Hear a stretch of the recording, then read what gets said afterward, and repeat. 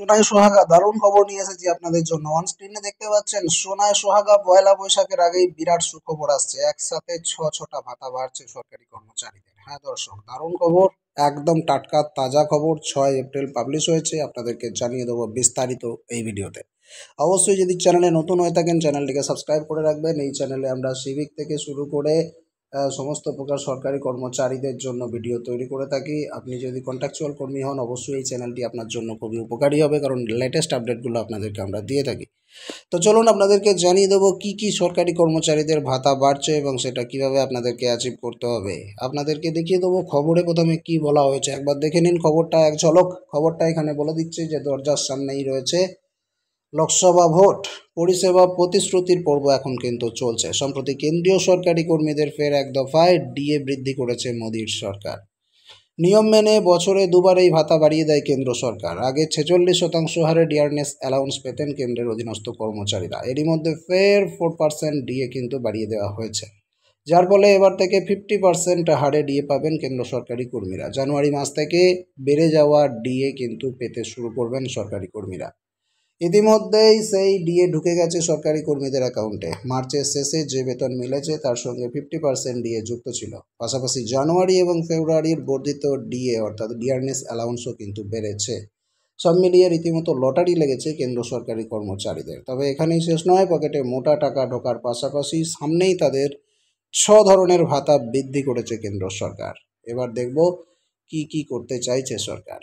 তো এখানে দেখুন বলা আছে, জানিয়ে রাখি ডিএর পাশাপাশি হাউস রেন্ট অ্যালাউন্স অর্থাৎ বাড়ি ভাড়ার ভাতা, তাছাড়াও আছে টিচিং অ্যালাউন্স, তাছাড়াও আছে ট্রাভেল অ্যালাউন্স, তাছাড়াও আছে ড্রেস অ্যালাউন্স, তাছাড়াও আছে চিলড্রেন এডুকেশন অ্যালাউন্স, তাছাড়াও আছে চাইল্ড কেয়ার স্পেশাল অ্যালাউন্স, তাছাড়াও আছে হোস্টেল সাবসিডি, গাড়ি ভাড়ার ভাতা, gratuity, mileage allowance for own transport এবং ডেলি অ্যালাউন্স ভাতাও কিন্তু সরকারি কর্মচারীদের বেড়ে গেছে।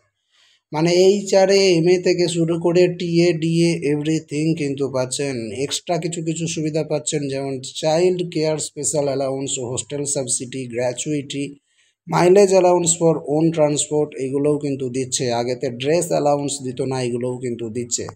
ডিএ 50%-এ পৌঁছে গেলে শিশু শিক্ষা ভাতা বা চিলড্রেন্স এডুকেশন অ্যালাউন্স বাড়ানোর সুপারিশ করেছিল সপ্তম বেতন কমিশন এবং সেটাও মেনে নেওয়া হয়েছে।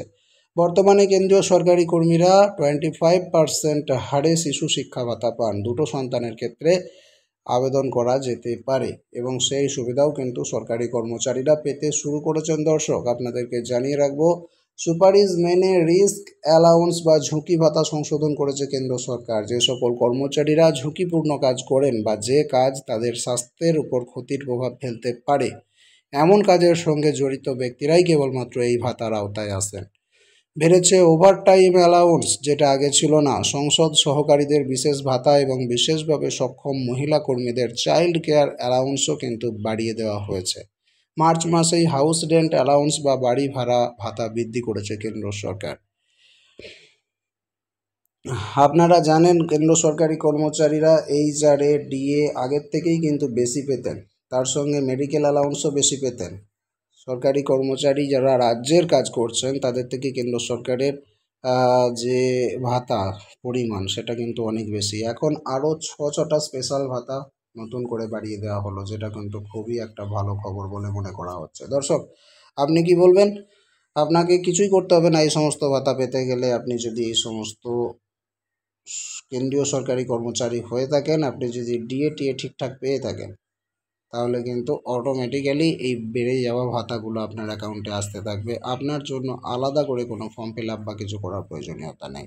তবে আপনি যদি রাজ্য সরকারি কর্মচারী হয়ে থাকেন, কোন ডিপার্টমেন্টে কাজ করছেন, চুক্তিভিত্তিক নাকি পার্মানেন্ট, অবশ্যই কমেন্ট করে জানাবেন। আপনার যা যা সুবিধা আছে সেগুলোও আমরা ভিডিওতে পাবলিশ করব।